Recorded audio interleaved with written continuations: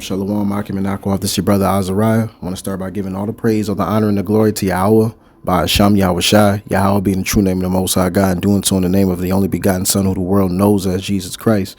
We know the true name to be Yahawashi, and he is the Hamashiach. All right, and what we doing here, and this should be relatively quick, but hopefully just hits to the point and it's informative, because I'm really just, like anything, reading some information for those who, because this is still a thing, right? For those who believe that the lunar Sabbath is the right Sabbath, it's the correct Sabbath. You think 7-day Sabbath, this what you call it Saturday, Friday sundown, Saturday sundown, however you stretch it. You think that's the pagan Sabbath, and the Sabbath we're supposed to follow it based off the new moon, based off the moon cycle instead of a weekly cycle.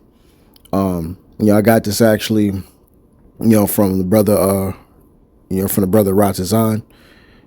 So, shout out to the brother for that and the sources of where he got the info from. But, right here, this really is a dagger into the origin of people's lunar Sabbath belief. When you really just read it and take it and accept it for what it is. If nothing else, right? Because, plenty of brothers have tried to dispel it biblically with the Bible, and just like any doctrine, you can try to tell them the truth, but unless the Most High, opens their eyes and removes that veil, he gonna make them, if he wants them to believe that the Sabbath is based off the moon, he's going to do that, just like with any doctrine. If he wants you to believe that the Most High and his Son and the Holy Spirit are one entity and that switch and toggle between each other, or just one straight individual, the Most High just came in disguise and put on his Batman costume and turned into Yahawashi. You believe things like that, really, in all actuality, that's just what the Most High wants brothers, sisters to believe in. The deceived and the deceiver are his. And it's unfortunate because, we want everyone to receive the truth. But, it's going to be what it's going to be. But for those who the Most High doesn't harden their heart, right? Well, this information's for you, to look at and to really just use it as an examining tool and to be like, okay, is this really, can I really follow this Shabbat? Once you look at this, what really is the origin of this? How did this come about? And then you should really, now you might have more of an open mind to look at, when people try to break down the correct Sabbath, it might be easier for you to understand when you're looking at it from an objective lens, Let me go ahead and read this, right? This article, The Lunar Sabbath, Lost Ancient Truth or Modern Invention, by Franklin, just to zoom in, by Franklin Klin, right? At Manatha Media.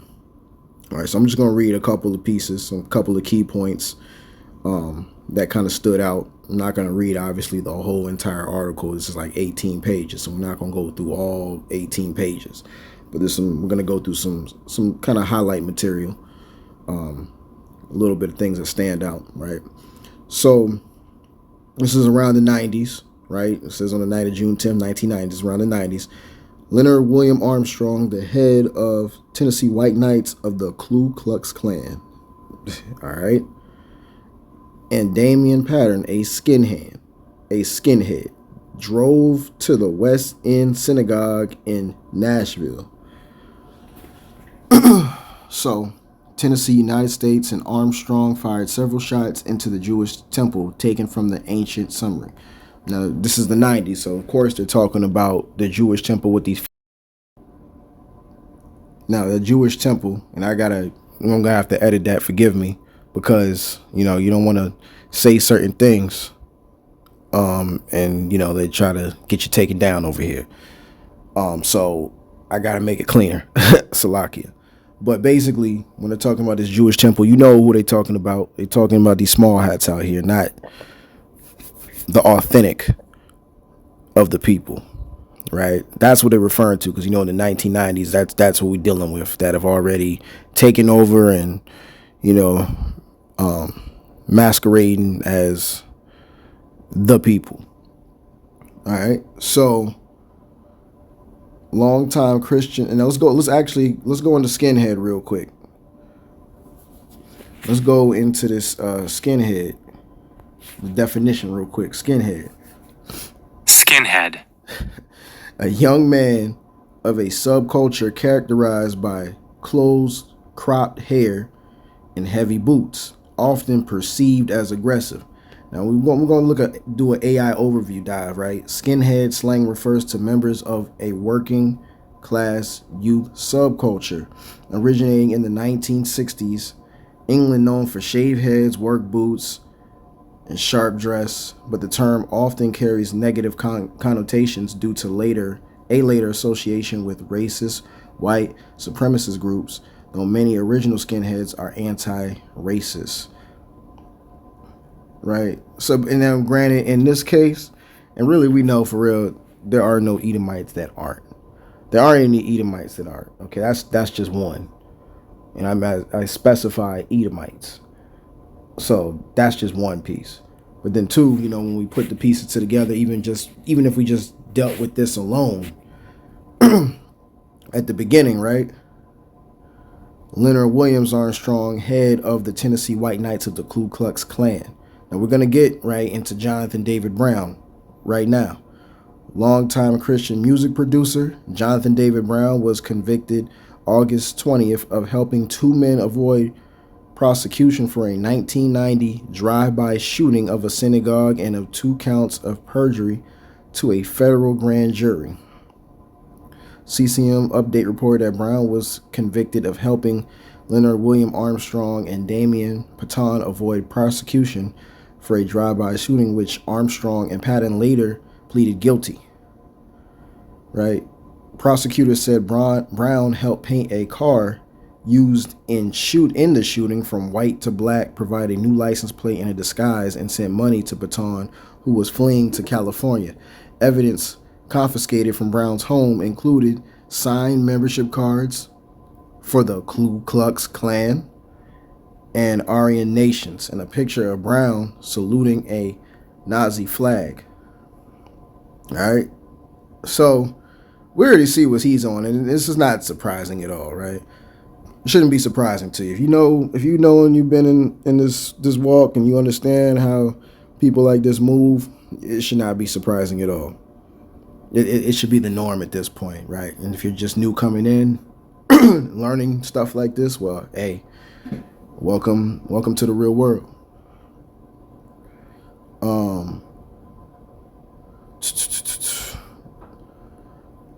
The court established that Brown helped Damian Patton, described by Nashville police as a juvenile skinhead, hide from authorities and disguise his car after Patton and Leonard William Armstrong, the Grand Dragon of the Tennessee White Knights of the Ku Klux Klan, carried out a pre-dawn drive-by shooting of a Jewish synagogue in Nashville, Tennessee on June 10, 1990. All right. So Jonathan David Brown, because this is the person we're getting into, because that's the main point, just to show you who he works with, how, and a little bit of how he gets down, or a lot of bit of how he gets down. He doesn't like, clearly he has a thing against the impersonators over there in the land. But he also, and that don't mean that he's teaming up with, he likes the real, the authentic of the people either. You see what I'm saying? Just because he don't like one side don't mean that he likes the other. he's still at the end of the day, he is who he is. All right.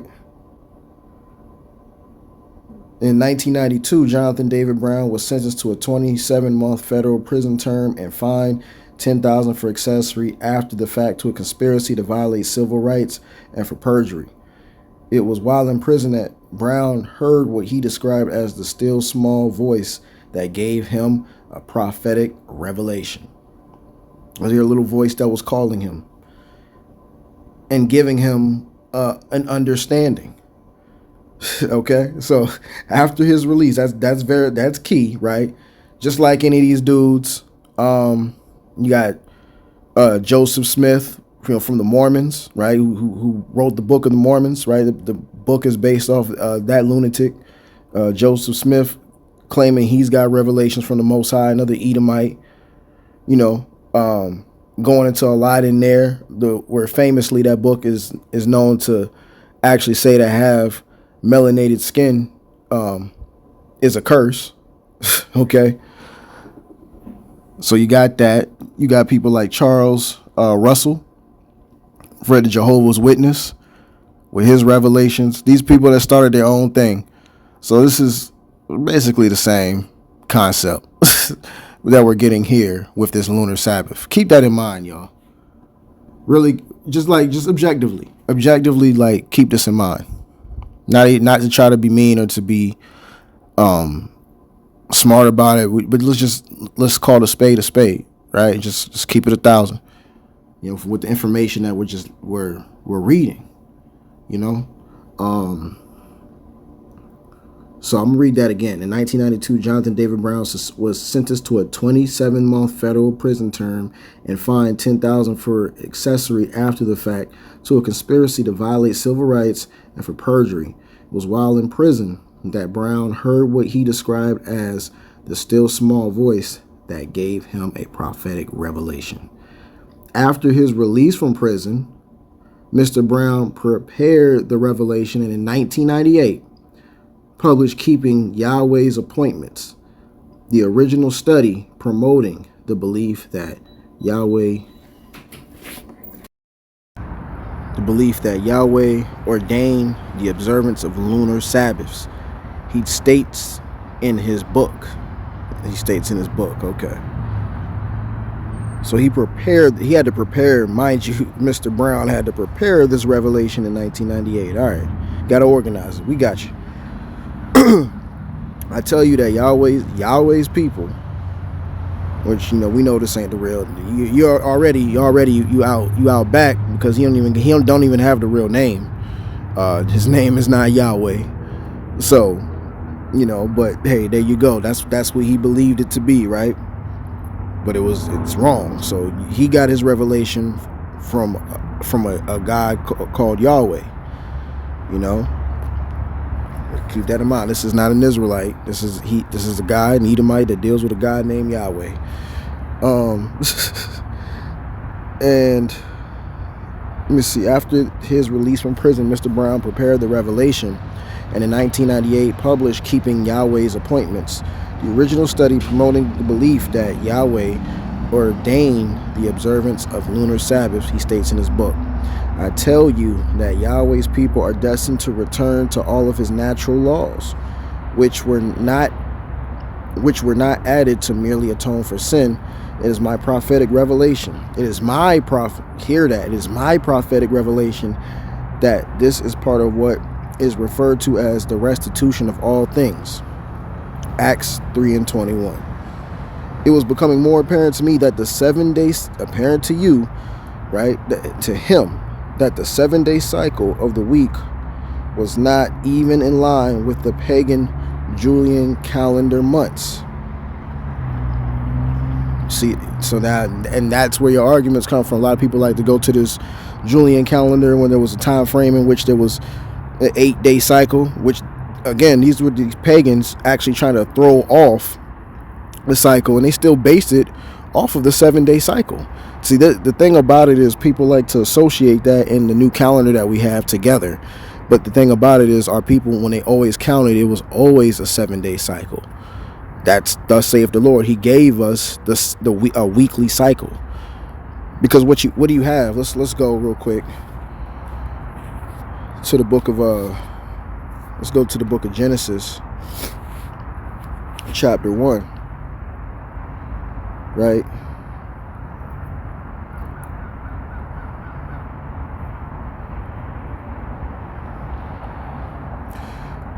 And see, so we have right here, Genesis 1:16, and Elohim made 2 great lights, the greater light to rule the day and the lesser light to rule the night. He made the stars also. So you have one that governs the day, one star that governs the day, and one that governs the night. That's the sun and the moon. They have their respective courses. So the sun is going to deal with the daily to weekly cycle. The month is governed, as it sounds in the prefix, moon.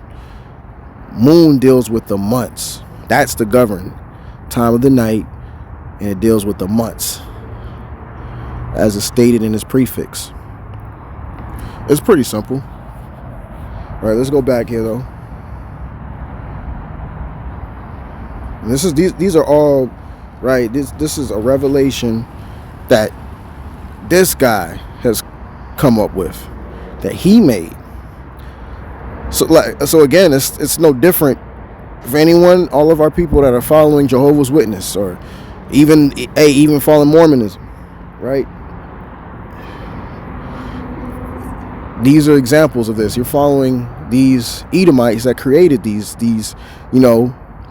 so-called revelations, and you're basically jumping along with them. Now, even for Israelite brothers and sisters, this is where this lunar Sabbath is coming from. The revelation from this man. I mean, this is what we're seeing. And mind you, there's no sources that we're finding. This is in the 90s, because there's nothing that's going back. There's nothing that's going back that's predating this when it comes to talking about the validity, to confirm the validity of the lunar Sabbath. He's just making some proclamation and just talking. All right, birthdays fell on a different day of the week each year, don't they? Birthdays fall on a different day of the week each year, don't they? Some point thereafter, I heard the still small voice say, the weekly Sabbath is in the quarters of the moon, where all the other feast days are. I followed the voice. And if we keeping it 1,000, that's if he followed the voice, and y'all are following the voice that believe that the lunar Sabbath is authentic. Y'all are following the same voice, right? I'm not saying this to be patronizing. This is just calling it what it is, to really, help brothers and sisters kind of analyze. Okay, is this? I know it sounds good to say follow the Sabbath based off the moon, but maybe I should really analyze the 7-day cycle, or reanalyze it. Because is this where we're getting the revelation? We're going to believe this guy and any of his followers and supporters over what the Most High gave on a consistent weekly cycle? Evidence from the scripture that the 7-day Sabbath has always been found in the quarters of the moon cycle.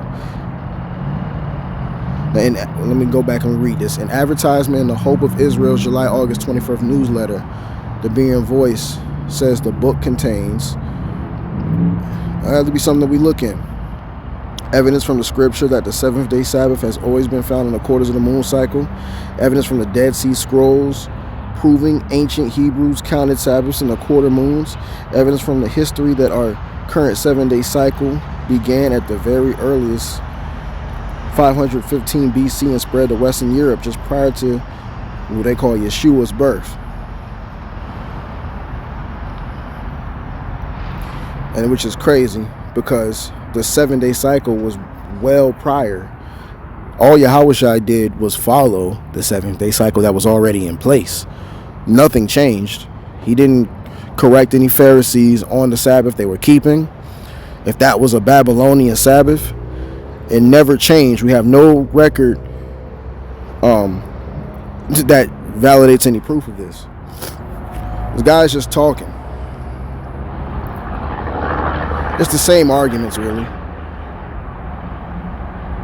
The original Wikipedia citation on Jonathan David Brown stated that he was the first Sabbath keeper in the 20th century to begin the practice of counting the Sabbath from the new moon day rather than using the modern 7-day week. This is an Edomite, man. We could stop really can stop right there. We really can stop right there. This is the origin. He's the first. He's saying he's the first, and he is. He's the first. And then what happened is around this 90s period, you got other Israelites, I think most notably GMS, that came out and started keeping this around that time and used the doctrine basically to, hey, whatever their motives were in terms of pushing this.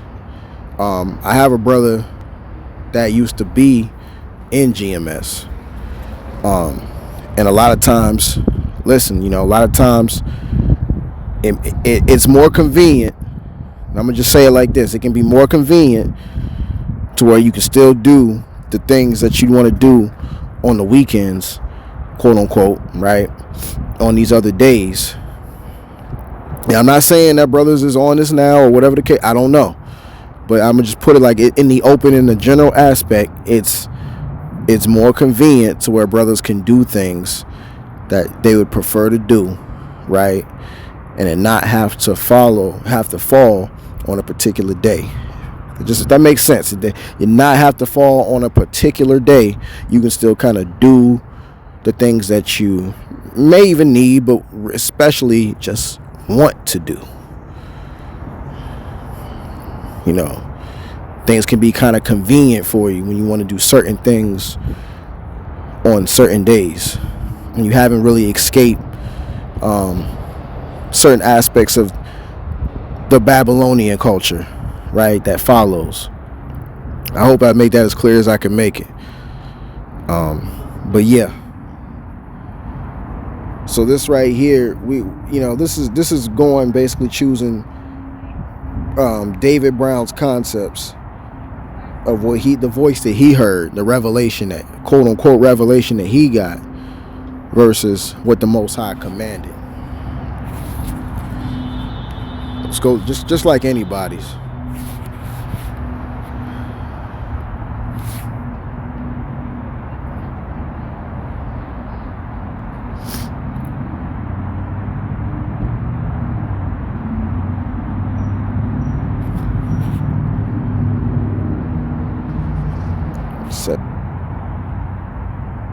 It's the book of Job, chapter 12, verse 16. With him is strength and wisdom.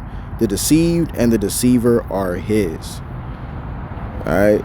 So anyone who believes these lies, right, and even the people that tell these lies, those are the Most Highs on the left hand side, because he doesn't want them to get it. You know what I'm saying? That goes, like I said, with any doctrine. It's not just dealing with this one at hand, but that goes with anything. The deceived and the deceiver are his. Within believing or believing lies, immorality, various things. When it comes to that, and that's the power of the Most High, to be afraid of, right? So let's go to the book of Exodus, chapter 23. All right.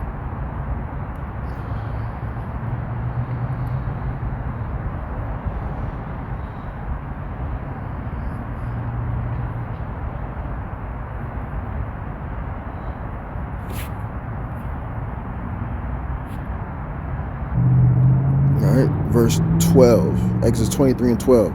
6 days thou shalt do thy work, and on the 7th day thou shalt rest, that thine ox and thine ass may rest, and the son of thy handmaid and the stranger may be refreshed. All right. So that's the Sabbath, keeping the 7th day holy. All right.